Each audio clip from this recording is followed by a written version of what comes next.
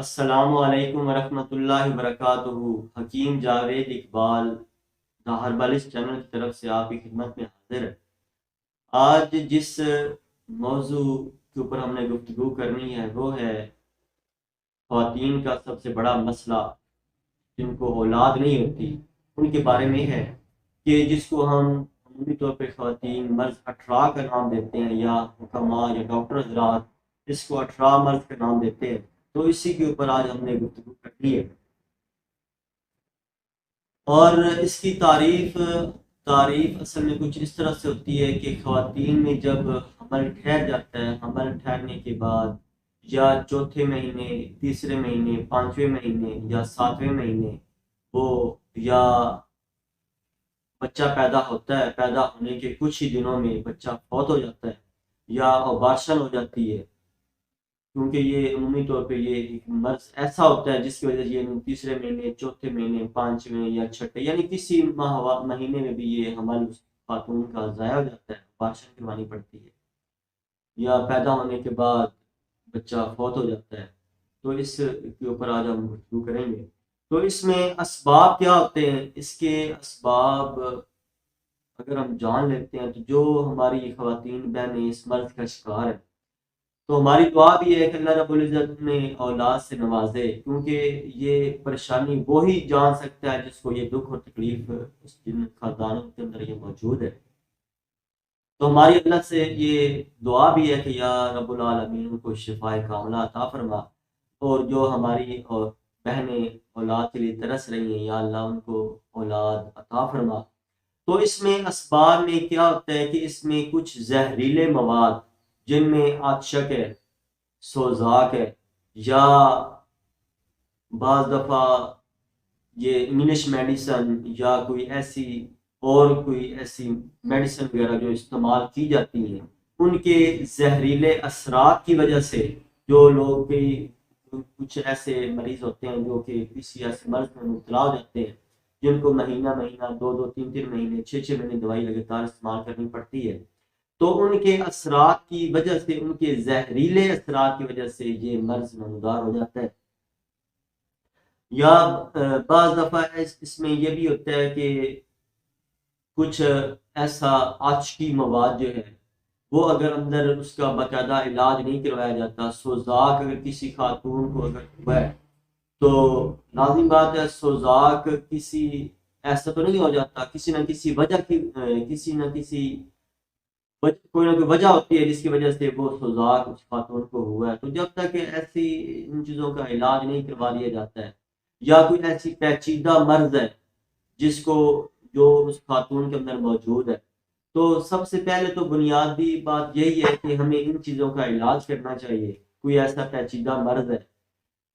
تو ہمیں اس کو دور کرنا چاہیے، پیشاب کا ٹیسٹ وغیرہ کروا کے اگر پیشاب کے اندر پس وغیرہ آ رہی ہے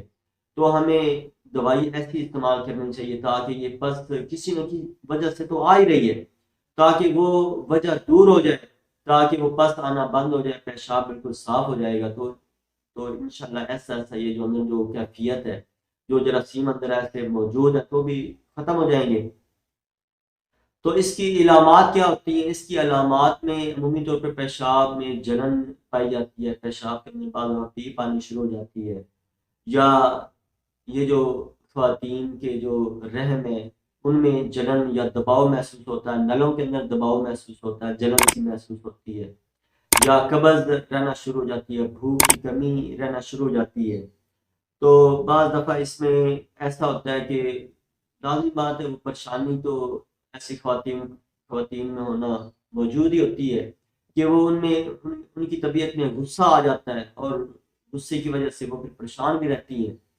تو اس کا جو آج میں آپ کو علاج بتاؤں گا تو انشاءاللہ وہ بھی انتہائی آسان ہے۔ آپ نے اپنے گھر کے ارد گرد کوئی نہ کوئی باغ وغیرہ موجود ہوگا، اس باغ کے اندر آپ نے جانا ہے، باوضو جانا ہے، گھر سے وضو کر لیں، وضو کرنے کے بعد آپ باغ میں جائیں، وہاں پہ سرو کے درخت ہوتے ہیں جو آپ نے دیکھے ہوں گے عمومی طور پہ، یہ گیٹ کے سامنے لگے ہوتے ہیں دائیں اور بائیں۔ عمومی طور پہ سرو کا درخت بہت بڑا لمبا چلا جاتا ہے، یعنی نیچے سے بڑا ہوتا ہے، اوپر سے ایسے سیدھے اوپر جاتا ہے بالکل باریک کی طرف اوپر، یعنی اس کی ایک اوپر چوٹی سی بن جاتی ہے سرو کا درخت۔ تو یہ آپ نے باوضو ہو کہ اس کے آدھ پاؤ آپ نے پتے توڑنے ہیں۔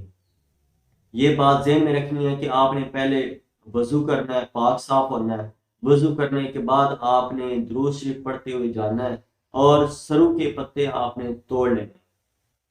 اور ان کا وزن کرنا ہے۔ وزن تقریباً کتنا ہو؟ تقریباً آدھ پاؤ۔ آدھ پاؤ آپ نے سرو کے پتے لینے ہیں اور 20 عدد کالی مرچیں لینی ہیں۔ کالی مرچیں کتنی لینی ہیں؟ جن کو فلفل سیاہ بھی کہا جاتا ہے، وہ صرف آپ نے 20 لینی ہے۔ اور ان دونوں چیزوں کو آپ نے دوری کو پہلے اچھے طریقے سے صاف کر لیں، دھو لیں، اس کو دھونے کے بعد اپنی دوری کے اندر ڈال دیں اور اس کو اچھی طرح کوٹیں، کیونکہ وہ جب تک ایک پیسٹ نہیں بنے گا آپ نے اس کو پیسٹ بنانا ہے، اچھی طرح رگڑنا ہے آپ نے، تاکہ اس کے اندر کوئی بھی ایسی چھلکا نہ رہے جو موٹائی نہیں ہو، کیونکہ آپ نے اس کی تیار کرنی ہے گولیاں۔ گولیاں تبھی تیار ہوں گی جب وہ اچھا پیسٹ بنے گا۔ اب آپ نے کیا کرنا، جب پیسٹ بنا لینا ہے اس کو کسی پرات کے اندر، کھلی یا ٹرے کے اندر آپ نے اس کو ڈال دینا، تاکہ اس کے اندر جو پانی ہے تھوڑا سا وہ خشک ہو جائے۔ اس کے بعد آپ نے چنے کے دانے کے برابر آپ نے گولیاں بنا لینی ہیں۔ چنے کے دانے کے برابر آپ نے گولیاں بنانی ہیں اور ان کو کسی ٹرے کے اندر بچھا دینا، پھیلا دینا اور ان کو سائے میں رکھ دینا تاکہ وہ خشک ہو جائے۔ اب آپ نے کیا کرنا ہے کہ حمل کے تیسرے مہینے میں آپ نے گولیاں یہ اس مریضہ کو کھلانی شروع کرنی ہے جس کو یہ مرض اٹھ رہا ہے۔ تو اس میں آپ نے حمل کے تیسرے مہینے آپ نے صبح اور شام ایک ایک گولی استعمال کروانی ہے، نہار خالی پہ، یعنی صبح فجر کی نماز پڑھ کے درود وغیرہ پڑھیں، درود پاک پڑھیں اور ایک گولی آپ تازہ پانی کے ساتھ آپ نے کھا لینی ہے، اور اس طرح عصر کی نماز پڑھ کے آپ نے ایک گولی درود شریف پڑھیں، درود شریف پڑھ کے آپ ایک گولی کھا لیں۔ یہ آپ نے 40 دن تک کھانی ہے۔ حمل کے تیسرے مہینے آپ نے شروع کرنی ہے اور 40 دن تک آپ نے اس کو لگاتار کھانا ہے صبح شام، اور اس کے بعد پھر آپ نے چھوڑ دینی ہے۔ پھر آپ نے کیا کرنا ہے، جب وضع حمل ہو جائے گا یعنی بچہ پیدا ہو جائے گا تو اس کے بعد انشاءاللہ ہوگا، تو اس کے پیدا ہونے کے بعد پھر اس خاتون کو آپ نے 40 دن تک روزانہ صبح و شام آپ نے ایک ہی گولی پھر اس خاتون کو آپ نے کھلانی ہے۔ تو یہ ہے مکمل علاج اس کا، لیکن یہ ہے کہ آپ نے اس میں ناغہ نہیں کرنا،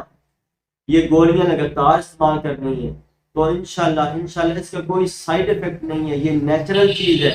تو اگر یہ آپ استعمال کر لیتے ہیں تو انشاءاللہ یہ جو آپ کا مرض اٹھ رہا ہے جس کی وجہ سے اولاد آپ کو نہیں ہو رہی،